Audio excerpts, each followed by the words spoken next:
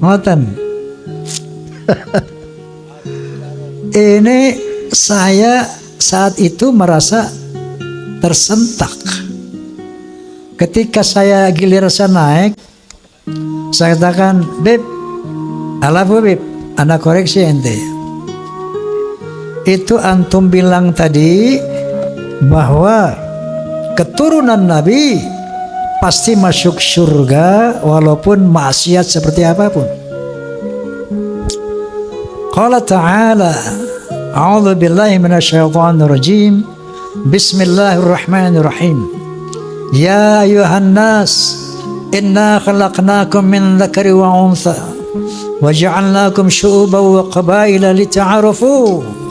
Inna akramakum 'indallahi atqakum. Shadaqallahul azim. Beb, Allah Subhanahu wa taala berfirman,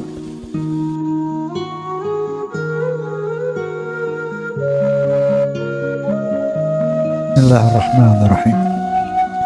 Assalamualaikum warahmatullahi wabarakatuh. Bismillahirrahmanirrahim. Alhamdulillahilladzi Alhamdulillahilladzi hadan nas ila hayatin thayyibatin fid dunya wal akhirati bisyari'atil Islam. Asyhadu an la ilaha illallah wahdahu la syarika lah dzul jalali wal ikram. Wa asyhadu anna sayyidana wa nabiyyana Muhammadan abduhu wa rasuluh sayyidul arabi wal ajam. Fassallallahu ala sayyidina Muhammad wa ala alihi wa sahbihi wasallam. Amma ba'd. Al-mukarramun, para amil ulama yang saya muliakan, wabil khusus sahibul hajah, sahibul bait, Bapak Kiai Haji Sumarsono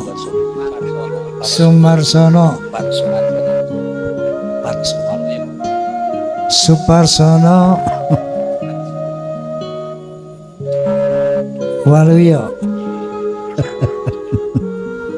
Mohon maaf Kiai, baru ketemu hari ini soalnya di pesantren pitutur luhur yang luar biasa ini. Yang kedua, sahabat saya Kiai Haji Abbas Pleret, Buntet Pleret, Buntet Cirebon. Udah buat Pleret ini. Dan para kiai sedaya yang nun sewu, saya tidak bisa sebutkan satu persatu. Para pejabat sipil TNI maupun Polri yang saya hormati, tak lupa saya sampaikan Forum Silaturahmi Takmir Masjid dan Mushola Indonesia, Fahmi Tamami, juga PAMDI, Persatuan Artis Musik Dangdut Indonesia. Dan saya mau tanya, di sini ada fans Rhoma Irama enggak? Ada fans Soneta enggak? Nah, itu fans Rhoma and Soneta disingkat Forza. Kalau saya bilang Forza, bisa bilang keren, bisa Forza. Allahumma salli ala Muhammad.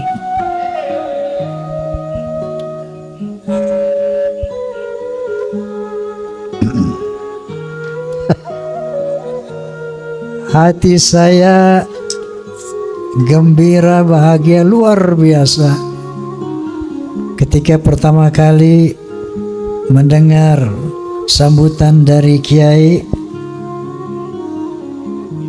Waluyo yang dahsyat luar biasa. Kemudian bertambah lagi bahagia saya mendengar ungkapan yang holistik, komprehensif mengenai perlunya, pentingnya kita membahas masalah yang berkaitan dengan Rasulullah Sallallahu Alaihi Wasallam yang disampaikan oleh Gus Abbas Buntet Cirebon tadi. Sehingga saya tidak punya bahasa lagi untuk berceramah pada malam hari ini. Namun kenapa? Kalau nyanyi nanti sama soneta, tidak ada Roma tanpa soneta, tidak ada Roma, tidak ada soneta tanpa Roma. The sound of Muslim, the voice of Muslim. Hadirin, baik, saya ingin cerita saja bagaimana kronologi sehingga sampai saya kepada satu keyakinan hakul yakin bahwa Ba'alawi bukan keturunan Nabi Sallallahu Alaihi Wasallam. Ini ceritanya panjang sekali, 50 tahun ke belakang. Waktu itu usia saya masih 20 tahun dan saya sudah tampil sebagai, ya katakanlah, penceramah muda. Saat itu adalah satu majelis ta'lim di Masjid Ar-Rahmah, Tebet Timur, Jakarta Selatan. Pembicaranya ada satu Habib dan saya mewakili pemuda masjid, seperti itu kira-kira. Ini sosok Habib ini bercerita seperti ini. Kalau ada Habib yang berzina, yang mabuk-mabukan, yang berjudi, mencuri, jangan kata apa-apa.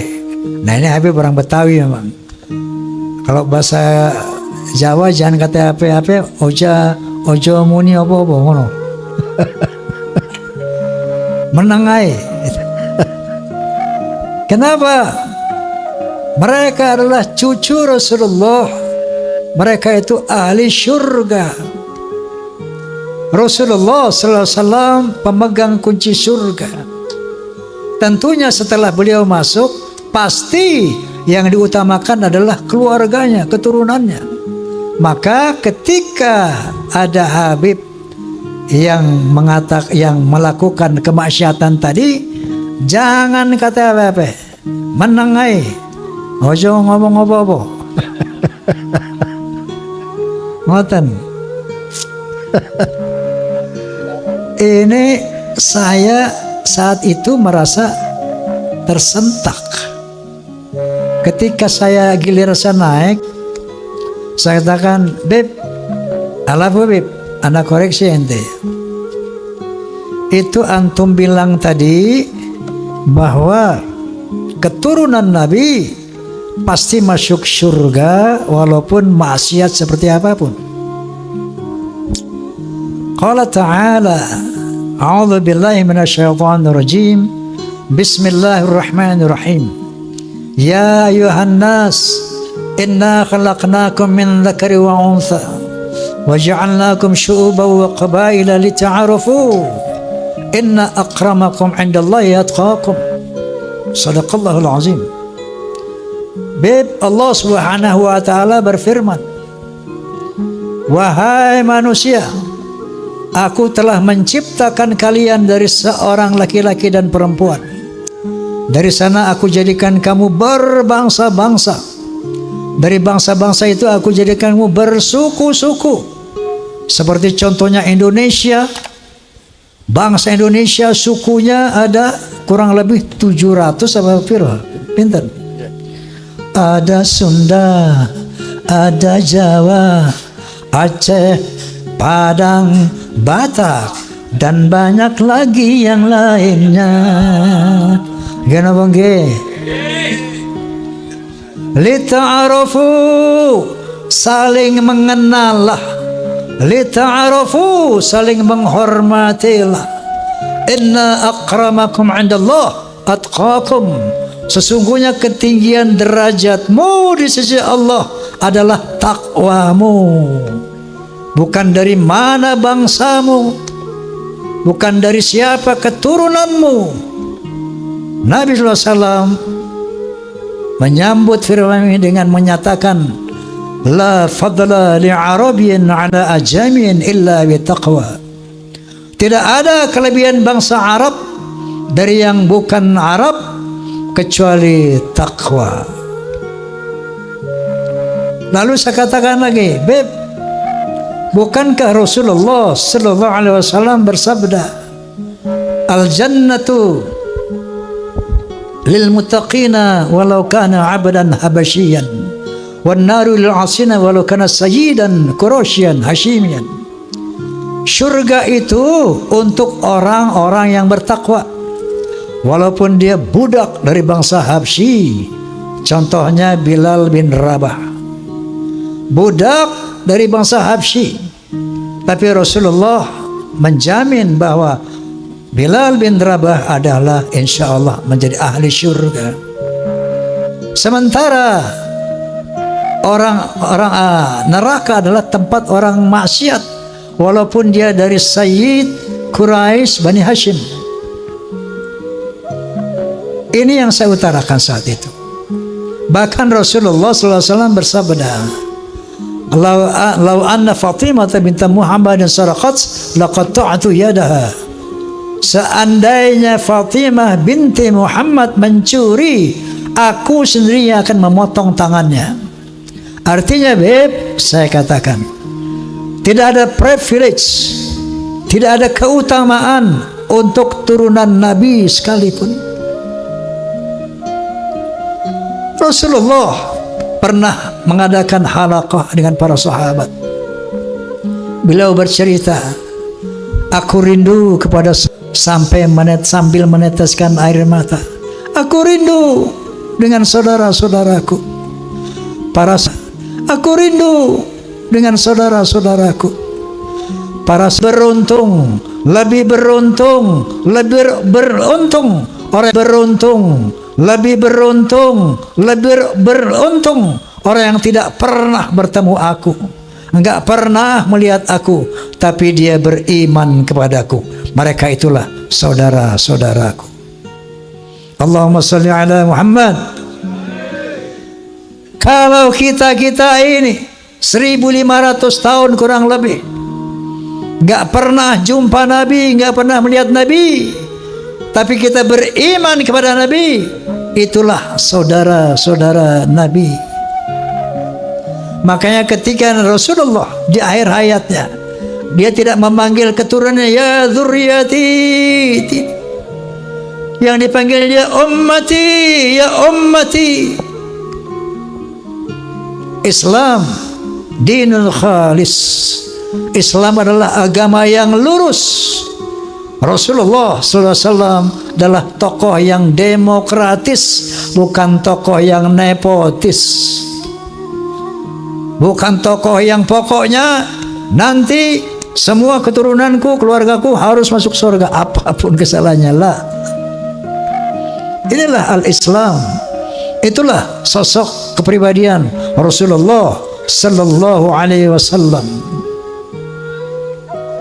Setelah saya ngomong begitu, ini 50 tahun yang lalu, hebohlah satu masjid itu. Besoknya saya dipanggil oleh Habib Sepuh, Bang Haji, ente ngomong apa kemarin? Sampai ramai itu orang-orang di masjid. Saya bilang, saya ceritakanlah, ada Habib ngomong begini, Beb. Saya bilang, Qala ta'ala, qala Rasulullah, bla bla bla. Mohon petunjuk, Beb. Saya bilang, apa yang Anda sampaikan itu benar. Apa yang Anda sampaikan itu tidak salah. Tapi saya mohon, jangan ulangi lagi kata-kata seperti itu. Kenapa? Karena itu akan merusak ukhuwah Islamiyah. Sejak saat itu saya pendam dalam perut. Saya melihat berbagai macam arogansi, kemungkaran dilakukan Habib. Saya nggak mau bunyi lagi. Saking taatnya saya kepada Habib Sepuh tadi. 50 tahun saya tahan itu.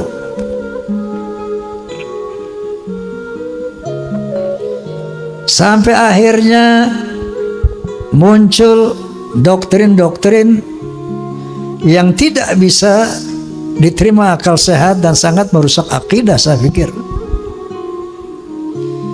Itu leluhur kami Al-Faqih Muqaddam, Mi'raj satu malam 70 kali.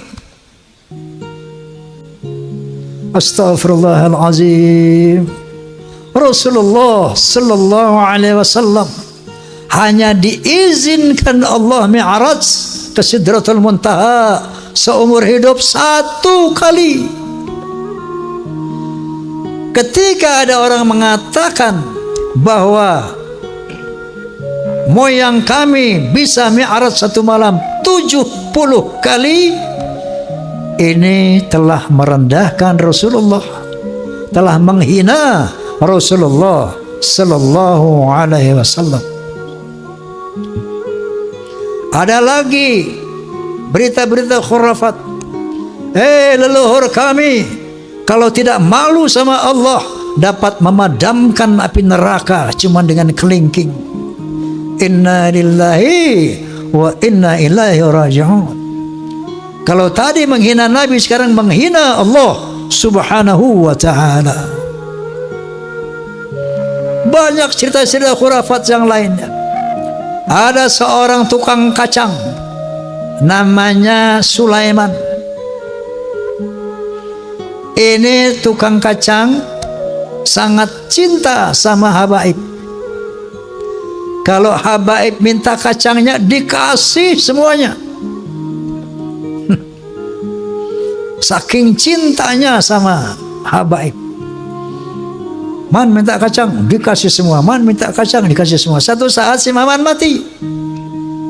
Begitu Maman mati, lapor ini orang kepada Habib tadi, Beb, Maman mati.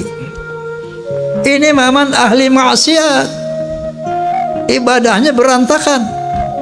Datanglah ini Habib, ngasih surat, ditaruh di lehernya di belakang mayit itu. Man, nanti kalau Munkar wa Nakir tanya, jangan dijawab. Kasih aja ini surat, inti masuk surga tanpa hisab.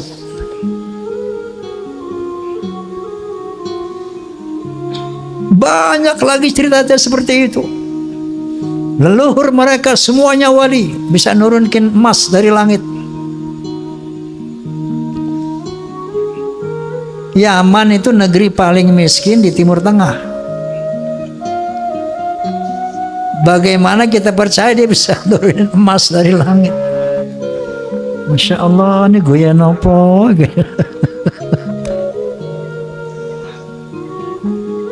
Banyak khurafat-khurafat yang mengajarkan. Ya.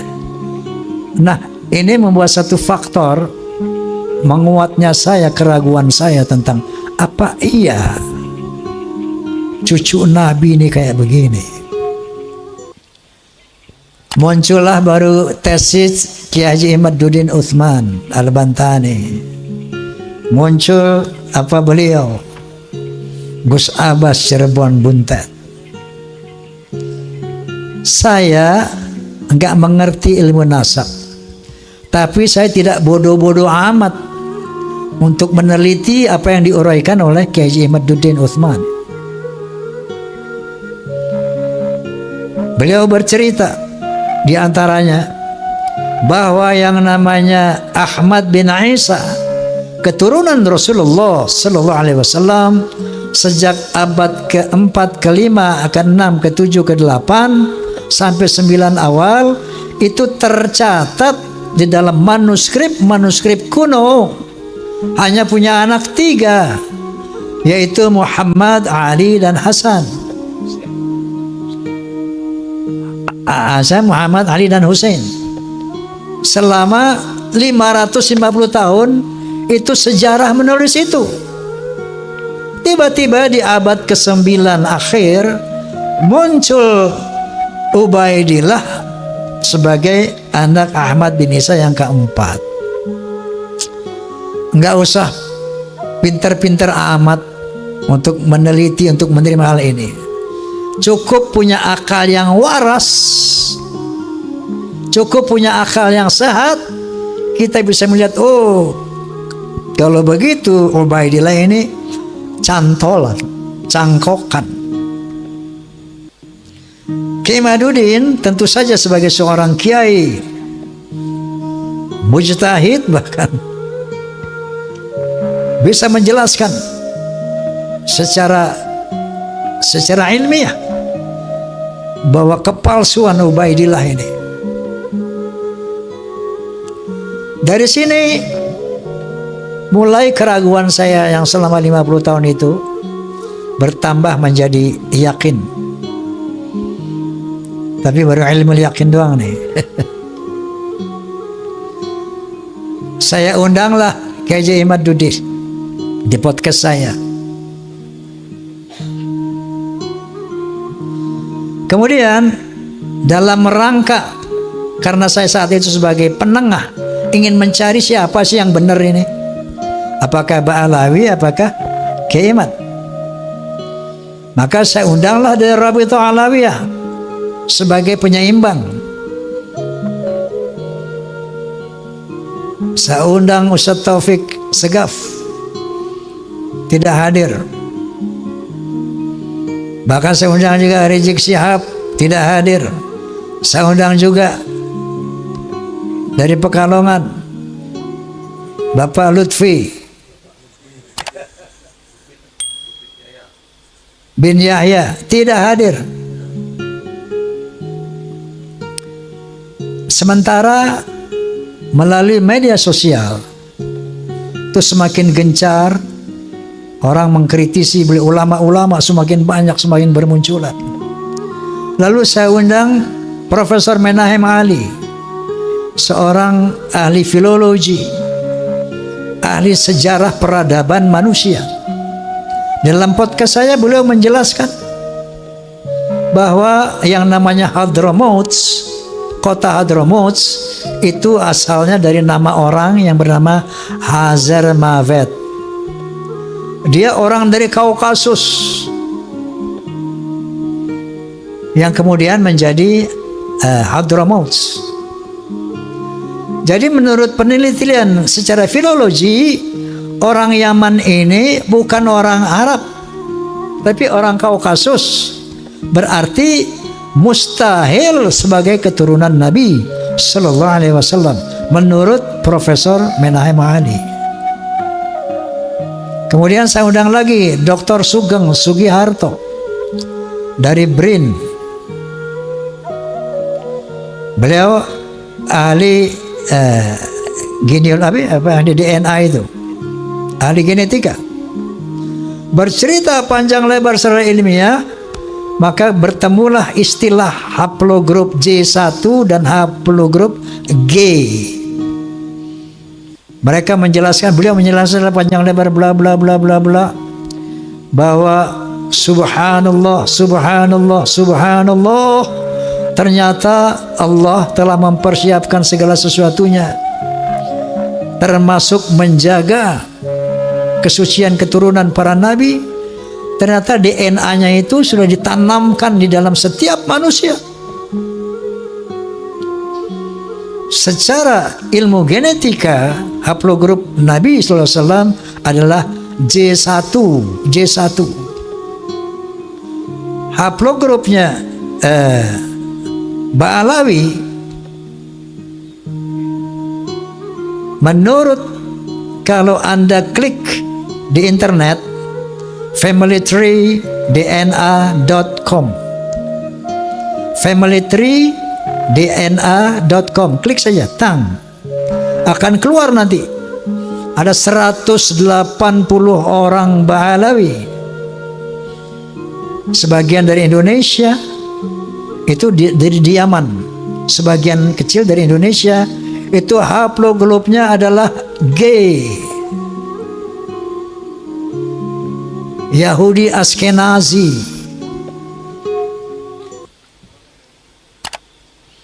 Nah, dari 3 disiplin ilmu ini menurut sejarah, menurut ilmu nasab, menurut ilmu filologi, menurut ilmu DNA, maka muncullah hakul yakin bahwa Ba'alawi bukan keturunan Nabi Sallallahu Alaihi Wasallam. Lalu di counter itu Roma Irama. Menurut Gus Romel ini pembela Ba'alawi. Kita bisa lihat di medsos. Itu Roma Irama sok-sok hakul yakin bahwa Ba'alawi bukan turunan Nabi, bahwa Ubaidillah itu bukan turunan Nabi. Memangnya dia pernah melihat pernikahan Ubaidillah? Memangnya dia pernah melihat persemaian Ubaidillah? Mel, saya bilang, ente percaya nggak Muhammad bin Abdullah adalah Rasulullah? Kalau ente nggak percaya, kafir ente. Pertanyaannya, apakah anda pernah melihat Muhammad dilahirkan? Apakah anda pernah melihat Muhammad menerima wahyu dari Jibril alaihissalam? Iqra bismi rabbikal ladzi khalaq, khalaqal insana min 'alaq wa rabbul akramun alladzi 'allama bil qalam 'allama al-insana ma lam ya'lam. Apakah anda menyaksikan itu? Untuk meyakini Rasulullah, untuk meyakini Muhammad sebagai Rasulullah, itu nggak perlu kita melihat beliau menerima wahyu. Cukup dengan statement keterangan dari Allah Subhanahu wa taala, yaitu Al-Qur'anul Karim. Cukup dari hadis-hadis Rasulullah yang disampaikan oleh para muhaddits. Begitu juga keyakinan kita bahwa Ba'alawi bukan keturunan Nabi, Ubaidillah bukan keturunan Nabi, cukup dengan ilmu-ilmu tiga ilmu tadi. Nah, dia tanya, bagaimana Roma Irama yakin? Saya katakan satu contoh. Saya yakin kepada Allah Subhanahu wa taala tentang eksistensinya sebagai Tuhan, eksistensinya yang serba maha, itu dengan dua hal. Pertama, ayat qauliyah Al-Quranul Karim. Yang kedua, ayat kauniyah, ciptaan Allah ini. Ayat qauliyahnya diantaranya firman Allah Subhanahu wa taala, innani anallah la ilaha illa ana fa'budni wa aqimis salata li dzikri. Sesungguhnya akulah Allah, tidak ada Tuhan selain aku, maka sembahlah aku dan tegakkanlah sholat demi mengingatku. Itu satu, saya bilang. Banyak lagi surat Ayatul Kursi, banyak lagi sebagai ayat-ayat qauliyah firman Allah Subhanahu wa taala. Yang kedua, ayat kauniyah alam semesta ini. Qala ta'ala, inna fi khalqis samawati wal ard wa ikhtilafil laili wan nahar wal fulki allati tajri fil bahri bima yanfa'un nas wa ma anzalallahu minas samai min ma'in fahaya bil arda ba'da mautiha wa batha fiha min kulli dabbah wa tasrifir riyahi wa sahabil musakhkhari baina samawati wal ard la ayatin liqaumin yaqilun. Shadaqallahul azim.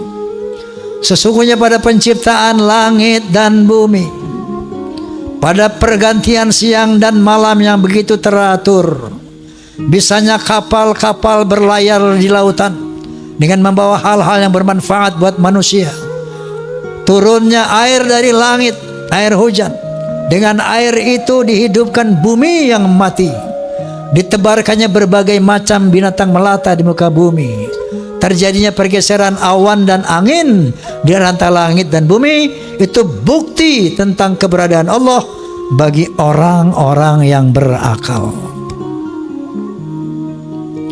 Jadi dari ayat qauliyah dan ayat kauniyah ini muncullah haqqul yakin, la ilaha illallah, tidak ada Tuhan illallah kecuali Allah.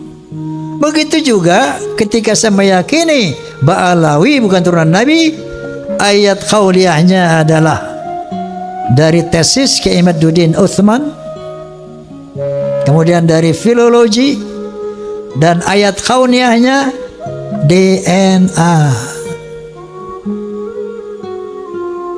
Jelas apa jelas? Oi, jelas apa jelas? Saya mau tanya, Anda pun yakin tidak bahwa Ba'alawi bukan turunan Nabi? Yakin apa tidak? Alhamdulillah. Allahu Akbar. Allahumma salli ala Muhammad. Masya Allah, Masya Allah. Biqawmi yaqilun. Kalau makanya Allah SWT mengatakan gunakan akal, afala tatafakkarun, gunakan fikiran, gunakan akal.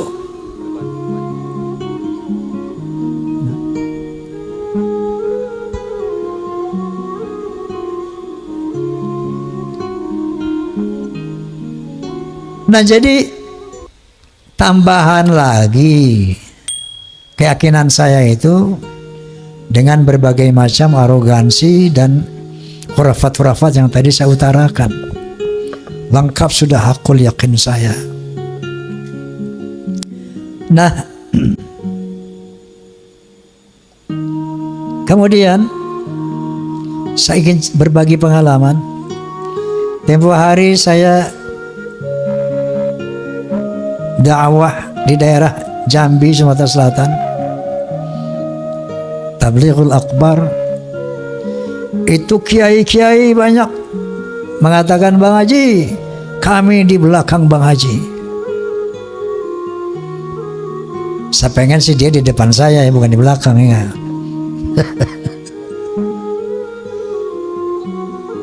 Ketika saya mengadakan pentas Soneta Group di Banjarmasin, ada satu kesempatan kita berkumpul dengan para pejabat.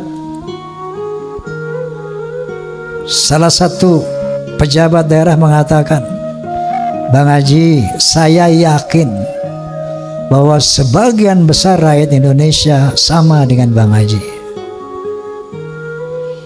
Allahumma sholli ala Muhammad.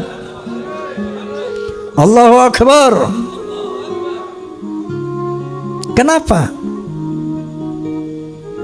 Karena mereka sejak ratusan tahun melihat fenomena ini. Terakhir dalam podcast saya bahwa kita bangsa Indonesia tidak boleh diam melihat fenomena ini. Kenapa? Ada indikasi mereka mau menjajah Indonesia. Indikasinya jelas sekali. Ada yang bagian memalsukan kuburan. Di mana-mana dibikin kuburan-kuburan palsu. Alhamdulillah, menurut keterangan beliau juga sudah banyak yang dibongkar. Ada kuburan-kuburan keramat seperti di Madura, kita lihat di YouTube. Sudah lama sebagai nama orang itu, tiba-tiba ditambah namanya menjadi ada Ba'alawinya gitu. Assegaf. Yang paling trending yaitu KRT Sumo di Ningrat di Semarang, diganti namanya dengan Habib Hasan bin Toha bin Yahya. Kuburan-kuburan palsu, Masya Allah, seluruh Jawa, di Kalimantan banyak sekali ternyata. Ini ternyata strategi pertama untuk memberikan kesan kepada bangsa Indonesia bahwa itu lihat para habaib lah yang datang ke sini dan menjadikan orang-orang Islam ini, menjadikan orang ini menjadi Islam. Oleh karena itu Wali Songo pun diklaim sebagai Ba'alawi. Strategi pertama. Yang kedua, berita-berita khurafat, dongeng-dongeng khurafat. Untuk apa? Untuk menaklukkan hati umat Islam yang tidak berpikir.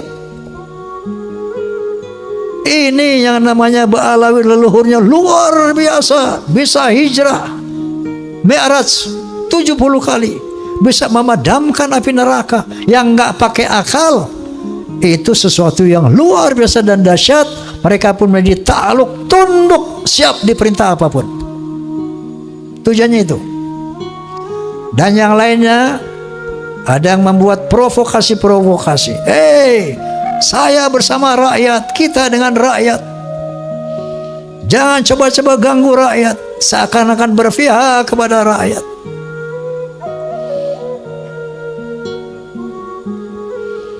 Ada lagi provokator.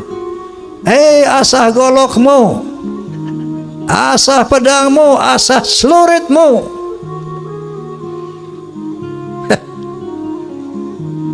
Dia mengadu domba kita pribumi, sementara mereka akan memetik hasilnya. Faham apa tidak ini? Halo? Faham? Sehingga akhirnya mereka bisa bilang, Jawa adalah pintu tarim, Indonesia milik Aulia Tarim. Inna lillahi wa inna ilaihi raji'un. Saya sebagai putra Indonesia was-was, ngeri dan waspada. Ini ternyata doktrin-doktrin ini tidak sembarangan. Klaim-klaim mereka sebagai keturunan Nabi ternyata ada tujuan-tujuan untuk menguasai Indonesia.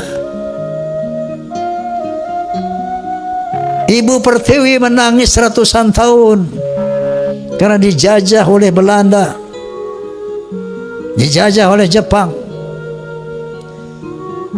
Baru beberapa puluh tahun merdeka, tiba-tiba ada gejala lagi, kita mau dijajah oleh penjajah berjubah. Na'udzubillahi min. Itu yang saya lihat, itu yang saya rasakan, itu yang saya perhatikan. Masya Allah.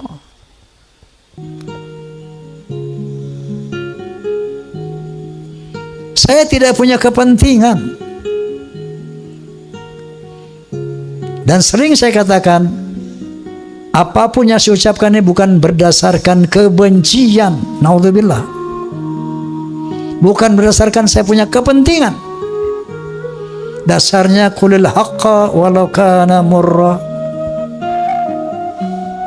Dasarnya adalah watawassaw bil haqq watawassaw bis sabr. Dasarnya adalah demi menyelamatkan akidah, demi menyelamatkan Indonesia dari penjajahan dan perbudakan spiritual dan politik. Allahu Akbar.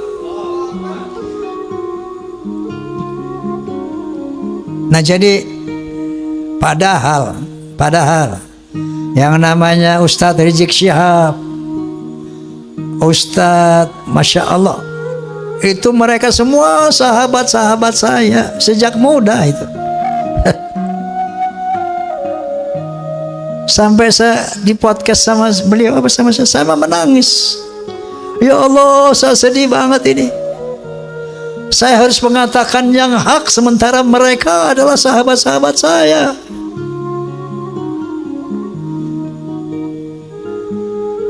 Tapi kebenaran harus diutarakan, sepedih apapun perasaan saya.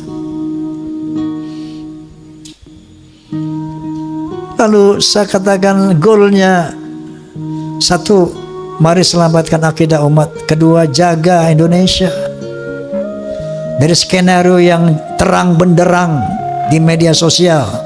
Terang benderang, Indonesia milik Aulia Tarim. Apakah kurang jelas ini? Halo?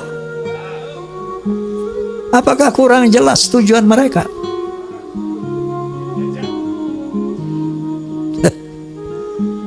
Jadi ini dari dasar hati yang tulus sebagai umat Muhammad SAW dan sebagai anak bangsa Indonesia. Nah itu, dengar ya kamu tuh, penjajahan, perbudakan spiritual, mono loh. Tetapi Karena kita sama-sama umat Islam, ini memang harus kita selesaikan. Ya. Namun goalnya nanti pertama tentu selamatkan Indonesia dari penjajahan mereka. Makanya saya sepakat dengan Gus Abbas, pemerintah harus turun tangan ini. Ini masalah bangsa, masalah NKRI. Harus turun tangan.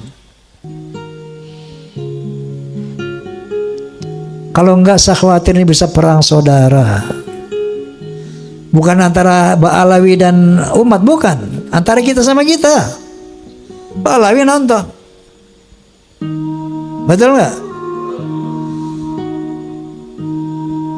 Oleh karena itu, goalsnya nanti, ketika mereka dinyatakan bukan keturunan Nabi, tetap jaga ukhuwah Islamiyah.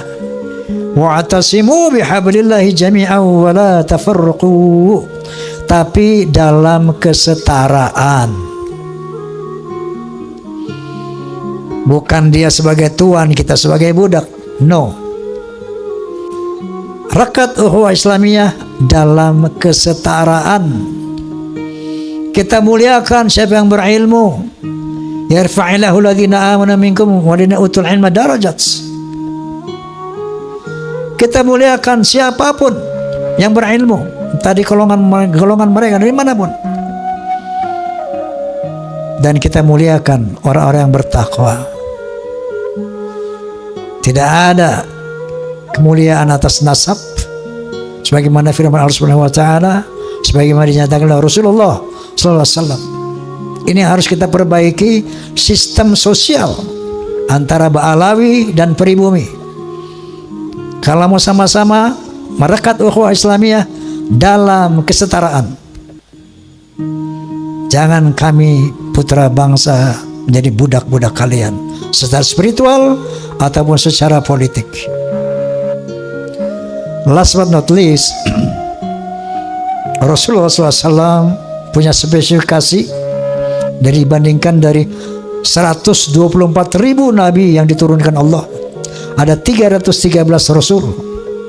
Semuanya misinya sama, untuk menyampaikan la ilaha illallah. Tapi ada spesifikasi Rasulullah. Di samping itu, beliau ditugaskan untuk membangun akhlak. Sebagaimana Nabi sallallahu alaihi wasallam bersabda, "Innama bu'itsu liutammima makarimal akhlaq." Sesungguhnya aku dibangkitkan untuk memperbaiki akhlak yang mulia. Oleh karena sebagai penutup, saya ingin menyampaikan satu lirik tentang akhlak. Boleh? Boleh? Tapi syaratnya Anda semua ikut nyanyi ya. Dalam berbicara